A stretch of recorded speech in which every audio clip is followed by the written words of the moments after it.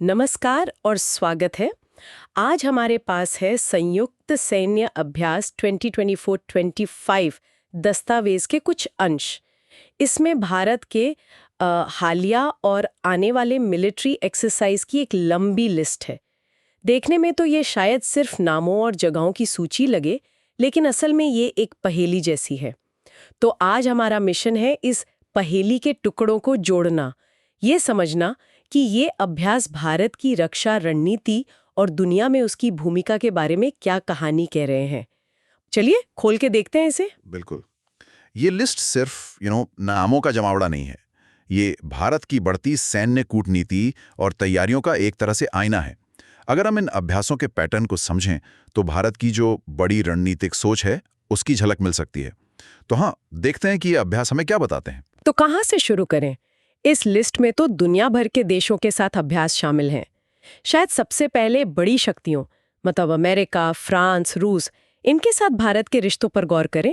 क्या चल रहा है इनके साथ? हाँ, ये एक अच्छा शुरुआती बिंदु है। देखिए, अमेरिका के साथ कई अभ्यास दिख रहे हैं इस लिस्ट में। 2025 में एक तो पहला टाइगर क्लॉ है, थल सेना का, उत्तर भारत में। फिर चौथा टाइगर ट्रायम्फ, ये भी थल सेना का, विशाखापट्टनम में। और 2024 में देखें तो 15वां वज्र प्रहार भी है। तो ये जो टाइगर और वज्र नाम वाले अभ्यास है ना, ये अमेरिका के साथ लगातार गहरे होते रक्षा संबंधों की तरफ साफ इशारा करते हैं। और ये सिर्फ नामों की बात नहीं है, आपने कहा जगह भी अलग अलग है। उत्तर भारत, विशाखापट्टनम, इसका क्या मतलब है? हाँ, इसका मतलब है कि ये अभ्यास सिर्फ दिखावे के लिए नहीं है। अलग अलग इलाकों में अभ्यास करने का मतलब है कि दोनों सेनाएं विभिन्न भौगोलिक परिस्थितियों में, मतलब अलग अलग टेरेन में साथ काम करने की अपनी क्षमता को परख रही हैं। इसे मिलिट्री की भाषा में इंटरऑपरेबिलिटी कहते हैं। मतलब एक दूसरे के सिस्टम, तकनीक और तरीकों के साथ मिलकर प्रभावी ढंग से काम करने की काबिलियत। और अमेरिका, जापान, ऑस्ट्रेलिया के साथ भारत क्वाड समूह का भी हिस्सा है। तो ये अभ्यास उस बड़े फ्रेमवर्क में भी फिट होते दिखते हैं। दिलचस्प। अच्छा, अब फ्रांस की बात करें। यहाँ भी 2025 में 8वां शक्ति अभ्यास है थल सेना का फ्रांस में, और 23वां वरुण, ये नौसेना का, अरब सागर में। और 2024 में एक त्रिपक्षीय अभ्यास डेजर्ट नाइट भी था, जिसमें फ्रांस और यूएई शामिल थे। एयरफोर्स का था वो। हाँ, फ्रांस के साथ रिश्ता भी देखिए कई तरह का नजर आता है। थल सेना शक्ति, नौसेना वरुण और वायुसेना डेजर्ट नाइट, तीनों स्तरों पर सहयोग दिख रहा है। और ये देखिए, वरुण का अरब सागर में होना और डेजर्ट नाइट का भी उसी क्षेत्र में होना, ये दिखाता है कि हिंद महासागर क्षेत्र और मध्य पूर्व में सुरक्षा को लेकर भारत और फ्रांस के बीच सोच कितनी मिल रही है, कितनी कन्वर्जेंस है। फ्रांस यूरोप में भी एक अहम खिलाड़ी है, तो ये साझेदारी काफी अहमियत रखती है भारत के लिए। अमेरिका और फ्रांस के साथ तो काफी गतिविधियां दिख रही हैं, लेकिन भारत का जो पारंपरिक रक्षा सहयोगी रहा है, रूस, उसका क्या? लिस्ट में रूस के साथ 2025 में 14वां इंद्राभ्यास भी शामिल है, नौसेना का, चेन्नई में। हाँ, ये एक बहुत महत्वपूर्ण बिंदु उठाया आपने। एक तरफ भारत अमेरिका और फ्रांस जैसे पश्चिमी देशों के साथ अपनी साझेदारी मजबूत कर रहा है, बिल्कुल। वहीं रूस जैसे अपने पुराने और पारंपरिक सहयोगी के साथ भी संबंध बनाए हुए हैं। इंद्र अभ्यास, जो देखिए 14वां संस्करण है, काफी लंबे समय से चला आ रहा है, ये इसी निरंतरता का प्रतीक है। ये दिखाता है कि भारत शायद किसी एक खेमे में बंधने के बजाय एक संतुलित विदेश नीति और रक्षा संबंध बनाए रखने की कोशिश कर रहा है। ये बैलेंसिंग एक्ट आसान नहीं होता, लेकिन ये लिस्ट उसी कोशिश की तरफ इशारा करती है। तो ये संतुलन साधने वाली बात गौर करने लायक है। अब अगर हम अपना ध्यान भारत के पड़ोस और इंडो पैसिफिक क्षेत्र की ओर मोड़ें, तो यहाँ भी काफी हलचल दिखती है। जापान, ऑस्ट्रेलिया, सिंगापुर और आसियान देशों के साथ कई अभ्यास हैं। बिल्कुल, ये भारत की एक्ट ईस्ट नीति और इंडो पैसिफिक क्षेत्र पर जो बढ़ता फोकस है, उसको साफ दिखाता है। जापान के साथ 2025 में थल सेना का धर्म गार्जियन है। ऑस्ट्रेलिया के साथ 2024 में पुणे में तीसरा ऑस्ट्रा हिंद अभ्यास हुआ। और याद रखिए, जापान और ऑस्ट्रेलिया भी अमेरिका के साथ क्वाड समूह में भारत के भागीदार हैं। हाँ, और यहाँ एक दिलचस्प बात दिख रही है मुझे। क्वाड को अक्सर समुद्री सुरक्षा मतलब मैरीटाइम सिक्योरिटी के संदर्भ में देखा जाता है ना, लेकिन धर्म गार्जियन, ऑस्ट्रा हिंद और अमेरिका के साथ टाइगर ट्रायम्फ जैसे अभ्यास तो थल सेना मतलब आर्मी फोकस्ड है। क्या इसका कोई खास मतलब है? ये एक बारीक लेकिन महत्वपूर्ण बात नोटिस की आपने।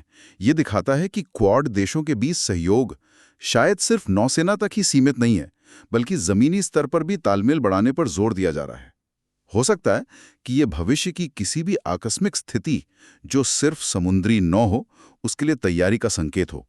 खैर, ये सिर्फ एक अनुमान है, लेकिन इन अभ्यासों का पैटर्न इस तरफ इशारा जरूर करता है। और सिंगापुर, उसके साथ तो कई अभ्यास दिख रहे हैं।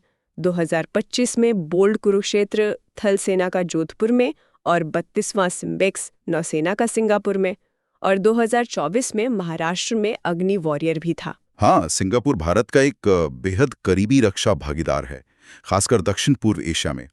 अब देखिए, थल सेना, नौसेना और यहाँ तक कि आर्टिलरी, अग्नि वॉरियर, हर स्तर पर अभ्यास हो रहा है। ये दोनों देशों के बीच गहरे विश्वास और लंबे समय से चले आ रहे संबंधों को दिखाता है। सिम्बेक्स तो, जैसा आपने कहा, 32वें संस्करण तक पहुंच गया है। ये अपने आप में एक रिकॉर्ड है। आसियान के बाकी देशों के साथ भी अभ्यास है। मलेशिया के साथ हरिमौश शक्ति, इंडोनेशिया के साथ गरुड़ शक्ति, वियतनाम के साथ विनबैक्स, कंबोडिया के साथ सिनबैक्स आई। ये सब भारत की पहुंच को दिखाते हैं। निश्चित रूप से ये दिखाता है कि भारत सिर्फ बड़ी शक्तियों पर ही ध्यान नहीं दे रहा, बल्कि दक्षिण पूर्व एशिया के सभी महत्वपूर्ण देशों के साथ सक्रिय रूप से जुड़ रहा है। ये अभ्यास अक्सर आपसी समझ बढ़ाने, आतंकवादी विरोधी तकनीकों को साझा करने और कभी-कभी आपदा राहत में सहयोग पर केंद्रित होते हैं। अब यहाँ एक चीज़ है जो मुझे थोड़ी अनोखी लगी।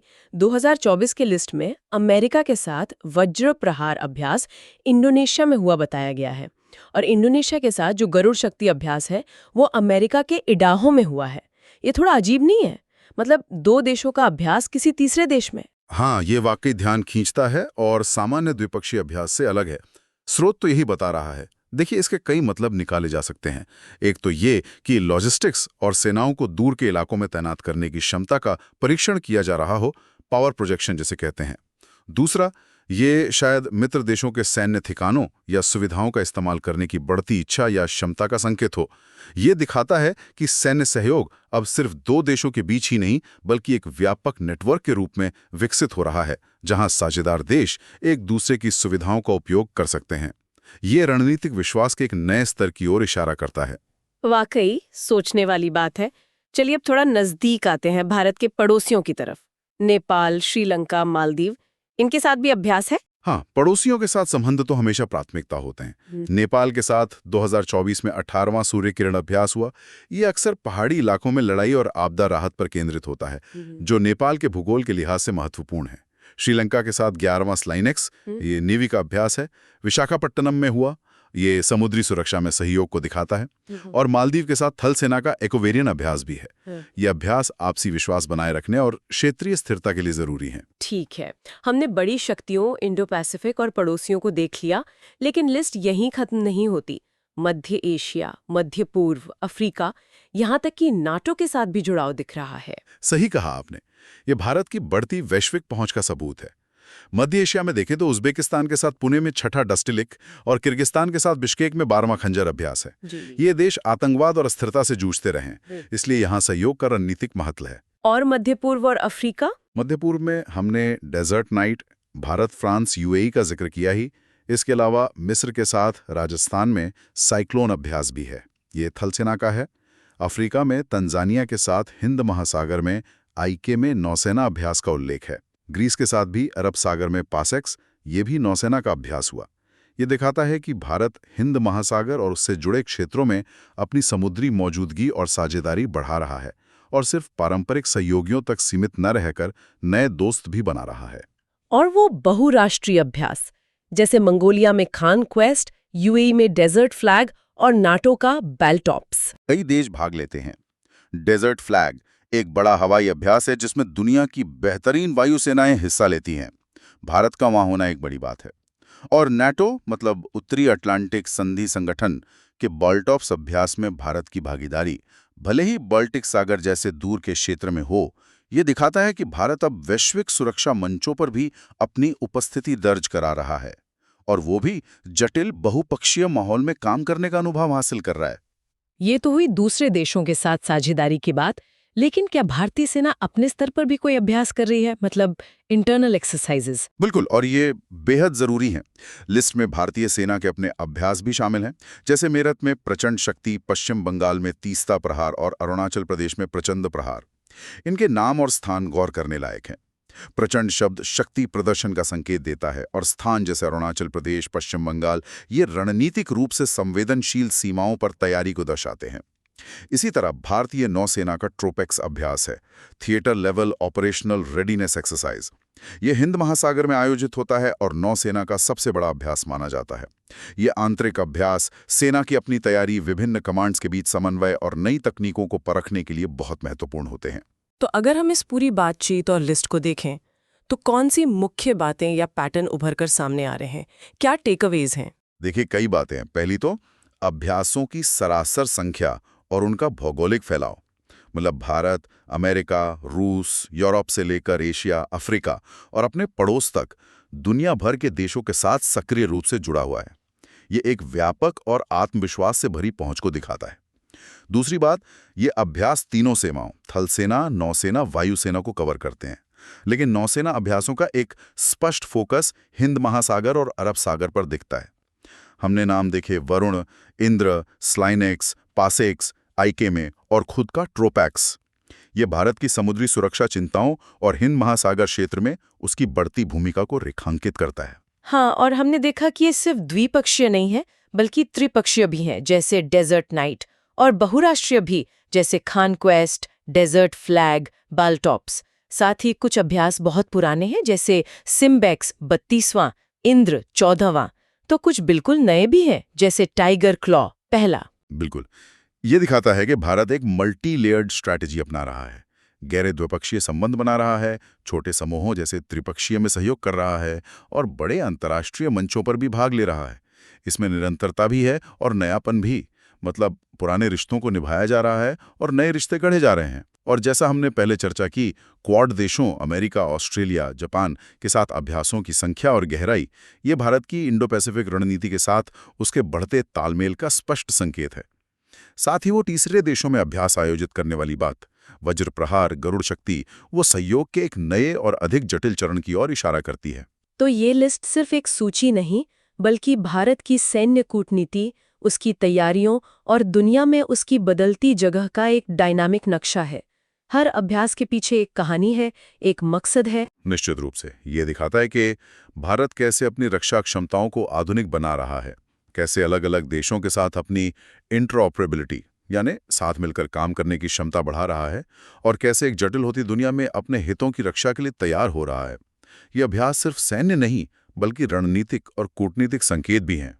बिल्कुल। इस पूरी जानकारी के साथ श्रोताओं के लिए एक सवाल छोड़ते हैं, जिस पर वे सोच सकते हैं। भारत के ये व्यापक और विविध सैन्य अभ्यास जो दुनिया के इतने सारे देशों के साथ चल रहे हैं, ये उसकी समग्र विदेश नीति और वैश्विक मंच पर उसकी महत्वाकांक्षाओं के बारे में क्या बताते हैं? यकीनन इस पर गौर करने और मंथन करने के लिए बहुत कुछ है।